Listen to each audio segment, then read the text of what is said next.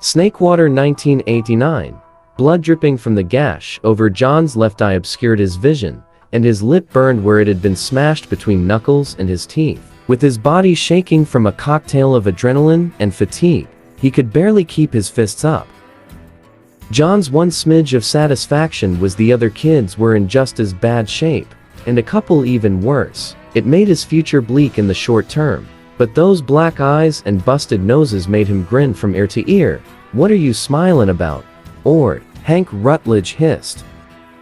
The Typhon's forked tongue flickered, and his dark, snake eyes glared past a flat nose. Matte, charcoal scales covered his head, back, and tail, while his underbelly and a band on his neck were candy apple red. A low down, belly crawlin' snake. John threw the words at Hank like a punch. The reaction was immediate. Hank charged at John, stopping just short to turn and whip his tail at John's ribs. John dropped his elbow while keeping his guard up to block the hit. Scales hit flesh with a smack that stung worse than a second-day sunburn. Then the others joined in. It was all well and good for the tourists to ooh and ah at the fact Snakewater was over 90% extra natural, but they never thought about that remaining percentage that was human. John had been tussling with soups and extra senses since kindergarten. The powerful extranats wouldn't be caught dead sending their kids to school with humans. The weaker extranats, like Typhons, Nags, and so on, weren't usually so fortunate. Still, they made it clear that, though they all came from the other side of the tracks, it didn't mean they were the same.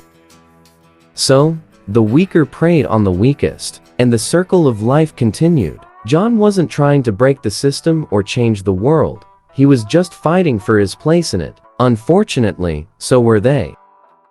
On his hands and knees, John's ragged breathing echoed in his ears as dripping blood splattered on cobblestones. "You had enough?" Hank asked, also out of breath. With a wheezing laugh, John asked, "Have you?"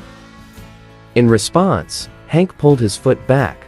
Bracing for impact, John waited for the kick. Instead, there was a dull thud followed by a high-pitched shriek. Hank's feet scrambled back and out of view. "Who in the endless plains are you?" Hank asked, hissing menacingly. "Just someone evening the odds." Turning his head to the right, John got a look at the newcomer. He wore ripped, faded jeans, a matching jean jacket over a white t-shirt, and the smile of a smug asshole. "You going to get up and fight, or sit there and be pathetic?" he asked. Harumphing, John staggered to his feet. The kid's eyes took on a crazy glint. "That's more like it." He tossed something in the air, caught it, then threw it like he was pitching for the World Series. Something whizzed by John's head, followed by another thud and shriek. Turning his head, one of the kids was holding his ribs and crying, while something clattered to John's feet. It was a metal nut for a bolt. Glancing back at the kid, there was a drawstring pouch at his waist. The kid pulled another, heavier one from the pouch. "You're a knack," John said. "And you're sharp as a ghoul." He threw the nut. Whoever this was aimed at managed to dodge it, and it hit the brick wall at the dead end of the alley with a crack. Well, what are you waiting for? Like breaking free of a spell, the fighting began anew. Given the new kid's lack of restraint, this time didn't last nearly as long or leave John with many more injuries. In the end, Hank slithered off with his little crew limping behind him. Still grinning, the new kid held out his hand. "Name's Adrian Chase." Without hesitation, John shook his hand. John Graves. It would be one of 3 handshakes John lived to regret. Present day. The sharp crack of another rifle round echoed. At the same time, Adrian's left hand came up to his right temple, palm facing out, as though blocking a punch. The bullet passed so close to John's left arm, he would have sworn some of his hairs were smoldering. Unfortunately for Flunky 1 and 2, Adrian's knack allowed him to control metal, especially when pushing it away from himself. And unlike John, who'd been an idiot with his soul trade, Adrian traded for enhanced reflexes to be able to do what he'd just done: redirect bullets. Sighing with appreciation, Adrian walked over to 1 and 2. Turning to look, The holes in the flunkey's temples was proof Adrian hadn't lost his edge.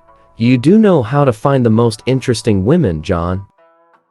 Before John could reply, Adrian called out to Diana. Lady Sniper, I have a remote detonator to a bomb position right over your brother's heart. The damage won't be enough to kill him right away, so unless you want to be responsible for his suffering and eventual death, come down now. Nothing happened. Adrian's grin widened. If it makes you feel better, I have a deal with John to let you and your brother walk away after he listens to my offer. Tell her, John. John ignored the urge to remind Adrian he wasn't John's boss anymore. I cut a deal with him. I listened to what he has to say, and you and your brother go free, he said. Then after a moment added, your shot was good, but he controls metal. If John hadn't been listening for it, and knew where she'd set up, he never would have heard her approach. It was just the quietest rustling before she emerged from the tree line, looking mad enough to chew nails and spit out barbed wire. I knew that shot was good, she said, glaring at Adrian. I don't care if you can bend titanium with your pinky finger. I'm not giving up my gun. Adrian waved her off. That's perfectly acceptable. Shall we? He asked, holding his hand palm up and toward the house. John grunted, while Diana gave the terse reply. Like I have a choice. Excellent, Adrian said, making his way toward the house. Flunky 3 was laying in the small clearing between John's truck and the house, passed out, an unsuccessful tourniquet over his blown-out knee. Adrian stopped next to the man, pulling a worn drawstring pouch from his jacket's breast pocket. Out of the pouch came a shiny, metal nut. Holding it steady between his pointer and ring finger, he flicked the object at the man. Faster than a bullet, it pierced the man's temple and came out the other side, hitting the ground and skittering off into the woods. Just like old times, Adrian said with a laugh, as he looked at John. Somehow, Adrian had grown more powerful since John left, and he had a bad feeling about how. Well, come on in, and don't mind the mess, Adrian said, walking up the stairs and opening the front door. Diana glanced at him, still angry, but fear had crept into her eyes. She hadn't been able to see the other two flunkies die, and the truck hid the bodies when she came out of the woods. Just stay behind me, and let him talk. The sooner I hear him out, the sooner you two can leave. And you? She asked, the words tense. Handing her his keys, he said, just go. Take the truck. Don't wait for me. Turning away before she could say anything, he walked up the front porch steps and headed into the house past Adrian and his shit-eating grin. Dear listener, thanks for hanging out. If you enjoyed the story and want to hear more, don't forget to deflect the shot at the subscribe button and trash talk the notification bell. I hope you all have a great rest of your day or night. Until next time, Dragons After Dark.